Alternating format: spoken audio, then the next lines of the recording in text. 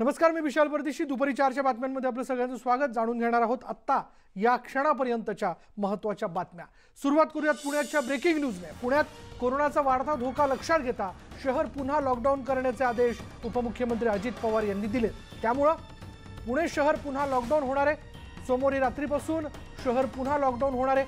पुण्याबरोबरच पिंपरी चिंचवड शहरामध्ये लॉकडाऊन करण्यात येणार आणि याबाबत विभागीय आयुक्त आणि इतर अधिकाऱ्यांची थोड्याच वेळेत पत्रकार परिषद होत आहे. पत्रकार परिषदेतून लॉकडाऊन बाबत सविस्तर माहिती देण्यात येईल आणि या पत्रकार परिषदेत आपण जाणारच आहोत. पण त्याआधी आपण बघणार आहोत बुलढाण्याहून एक धक्कादायक बातमी. बुलढाण्याच्या खामगावात बोरजवाडा तलावाजवळ धक्कादायक घटना समोर आली आहे. एका बाहुलीला चक्क पोलिसांनी शासकीय रुग्णालयात पोस्टमार्टमसाठी दाखल केलं. रात्रभर ही बाहुली रुग्णालयातच पडून होती. पोस्टमार्टम रूममध्ये सकाळी डॉक्टरही दाखल झाले. शवविच्छेदनाची कागदपत्रांची तयारी झाली. मात्र पोस्टमार्टम करताना हे स्त्री जातीचं अर्भक नसून चक्क बाहुली असल्याचा धक्कादायक खुलासा समोर आला. मात्र यामुळे पोलीस आणि आरोग्य विभागाच्या ढिसाळ कारभारावर प्रश्नचिन्ह उपस्थित झालं.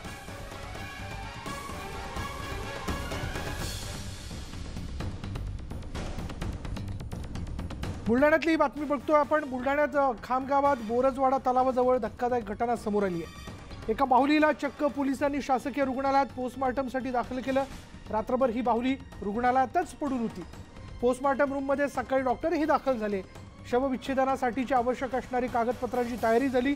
मात्र पोस्टमार्टम करताना हे स्त्री जातीचा अर्भक नसून चक्क बाहुली असल्याचा धक्कादायक खुलासा समोर आला आणि यामुळे पोलीस आणि आरोग्य विभागाच्या ढिसाळ कारभारावर प्रश्नचिन्ह उपस्थित झालंय. अधिक माहिती जाणून घेऊन आमचे प्रतिनिधी अमोल गवंडे आपल्या बरोबर आहेत. अमोल, नवल एका गोष्टीचं वाटतं की हे कसं लक्षात आलं नाही सुरुवातीला की ते अर्भक नसून, स्त्री जातीचा अर्भक नसून एक बाहुली आहे, याला जबाबदार कोण? अत्यंत धक्कादायक प्रकार बुलढाणा जिल्ह्यातील खामगाव तालुक्यातील बोरजवाडा शिवारात घडलेला आहे. एका नदीकाठी हे अर्भक पडलेलं होतं.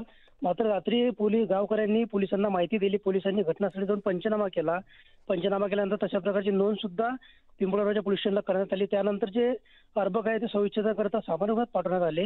मात्र सामान्य रुग्णालयात जेव्हा सकाळी डॉक्टर आणि जे शवविच्छेदन करणारे कर्मचारी आले आणि त्यांनी जेव्हा ते पाहिलं तेव्हा त्यांच्या लक्षात आलं की हे अर्भक नसून हे प्लॅस्टिकची बाहुली आहे.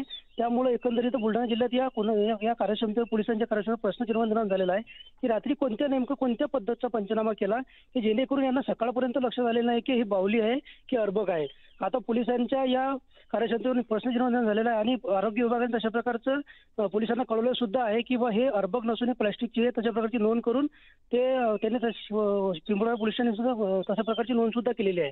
सर, धन्यवाद अमोल या सगळ्या माहितीबद्दल. हास्यास्पद प्रकार आहे, पण याला नेमकं काय म्हणावं हा देखील एक प्रश्न पडतो. यामध्ये कोण गाफील राहिलं हे देखील लक्षात येत नाहीये. पण पोलिसांनी त्या पद्धतीचा पंचनामा केला आणि